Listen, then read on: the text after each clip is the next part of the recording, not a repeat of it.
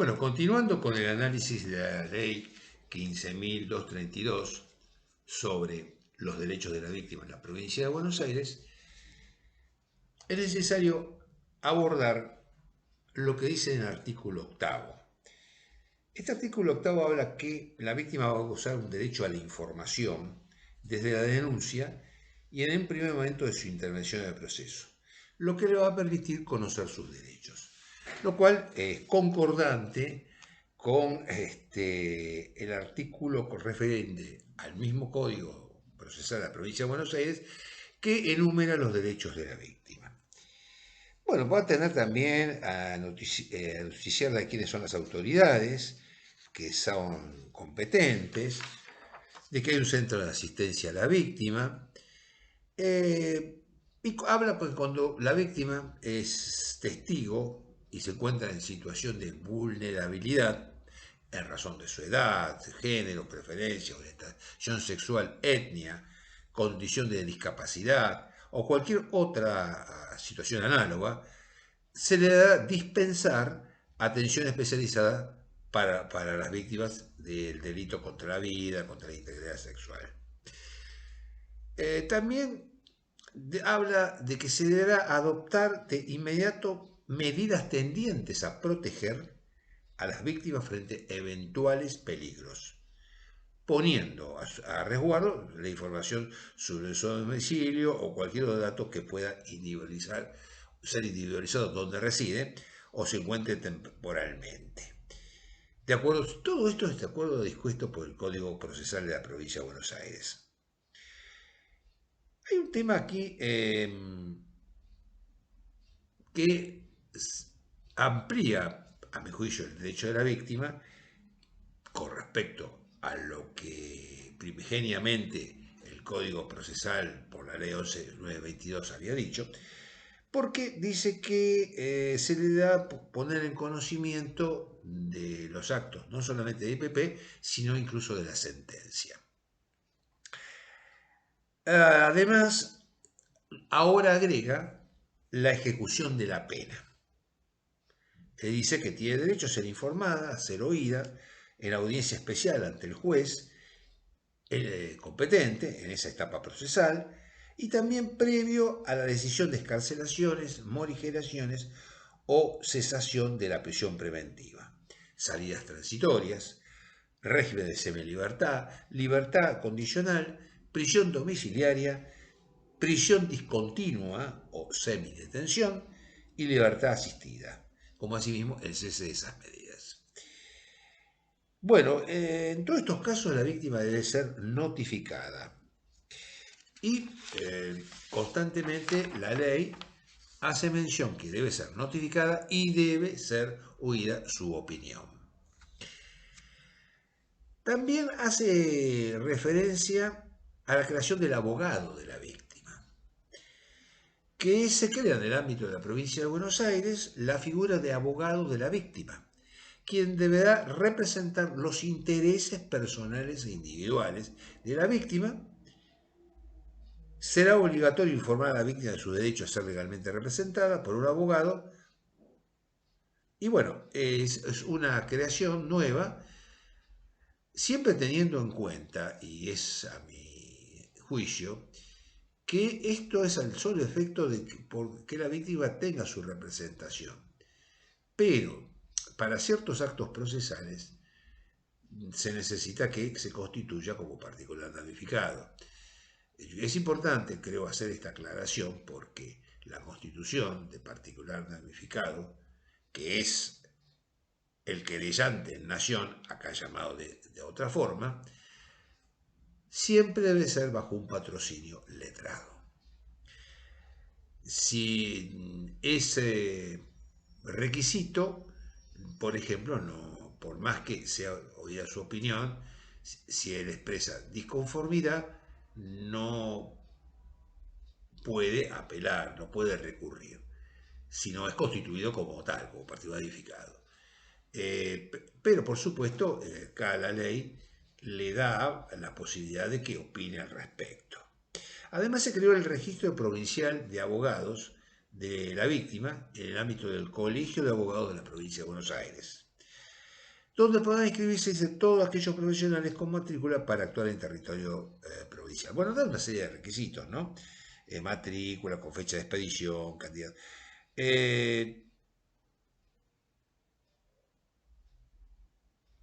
Incluso dice, en caso de renunciar el abogado, debe ser notificada la víctima.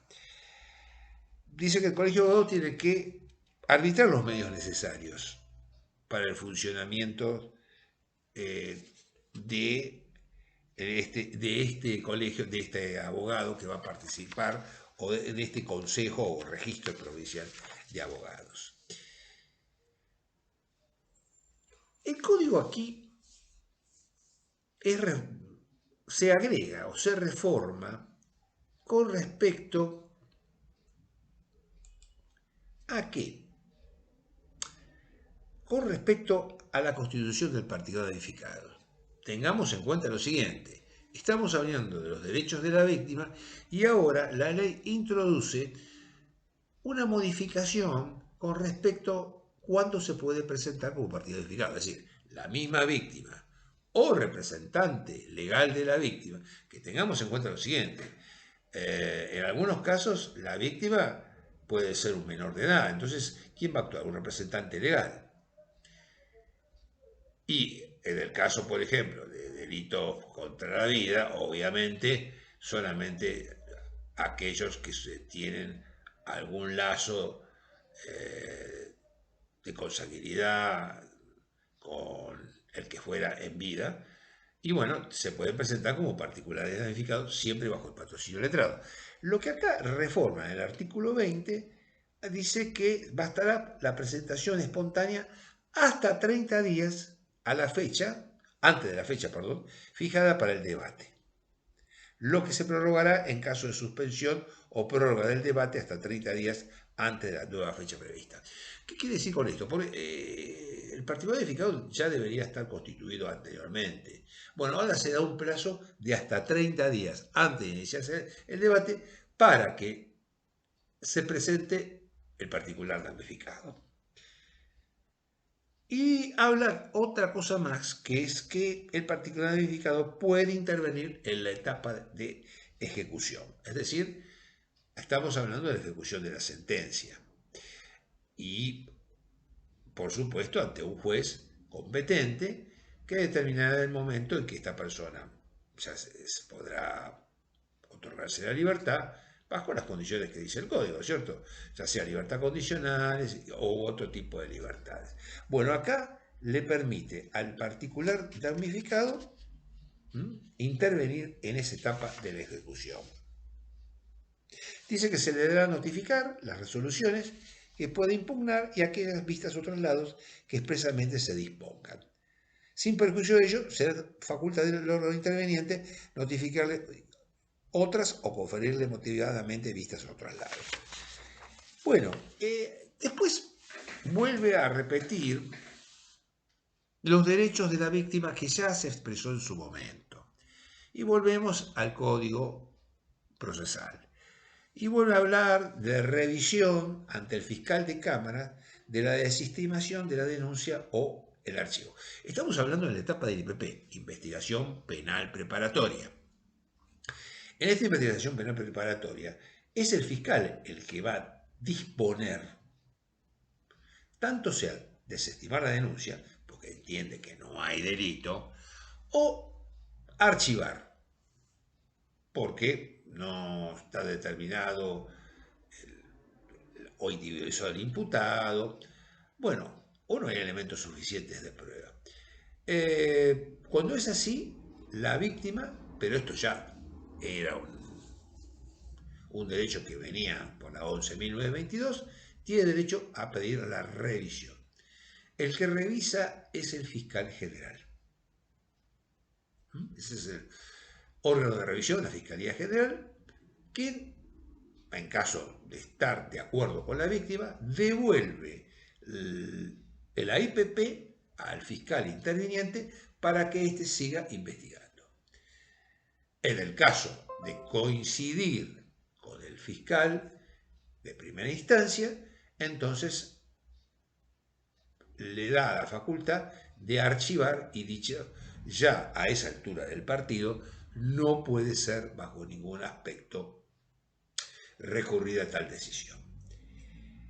Bueno, también para ir terminando, habla de con respecto a los procesos de lesiones dolosas, cuanto la convivencia y la víctima y victimario haga presumir la reiteración de hechos del mismo carácter, el juez de garantías dispondrá como medida cautelar la exclusión o prohibición de ingreso. Bueno, estas son las medidas que normalmente se dan, ¿no es cierto?, en los casos de violencia.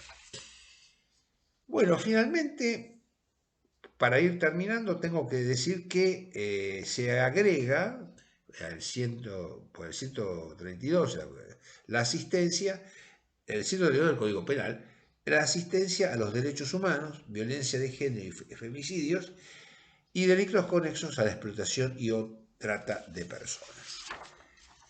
Bueno, también vuelve a repetir un poco cómo se debe actuar en el caso de que exista una persona con un menor de edad, cómo se le puede llegar a recibir declaración. Normalmente esa declaración se hace ante una sala acondicionada con los elementos necesarios. Normalmente es lo que se llama cámara Gesell. Y ahí se le recibe al menor declaración que, por regla general, se hace ante un psicólogo, quien, por supuesto, va orientándolo al menor para que de la forma más natural pueda contar sobre los hechos que vivió. Bueno, con esto creo terminar ya, en principio, todo lo referente a la víctima. Me quedaría simplemente también decir que en una audiencia preliminar, ante el dictado de la prisión preventiva, ahora también puede ser escuchada la víctima, y que debe ser notificada con 48 horas de anticipación. Bueno, todos estos elementos son elementos necesarios para que la víctima intervenga, esta vez en forma mucho más, digamos, de una forma mucho más directa de lo que anteriormente se le permitía.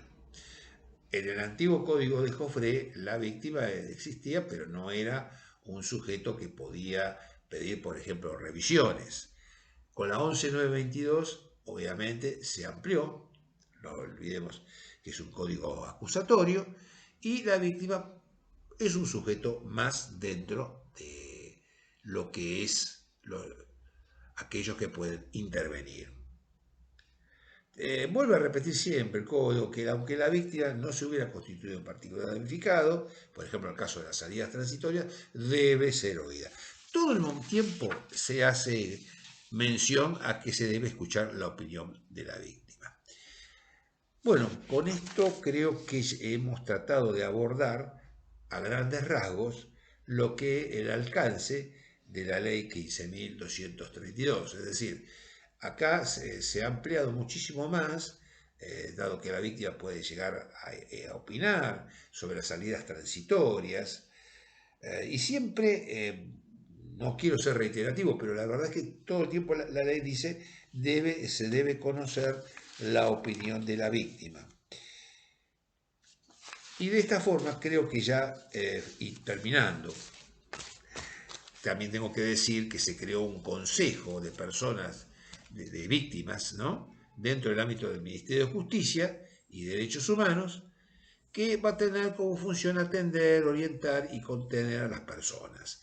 Asimismo, se creó un observatorio de víctimas de delitos. Está integrado ad honorem por víctimas de delitos, asociaciones civiles o fundaciones registradas conforme a la ley. Bueno, espero que esto haya servido de alguna forma análisis de cómo se maneja la ley 15.232 de la provincia de Buenos Aires. Bueno, muchas gracias.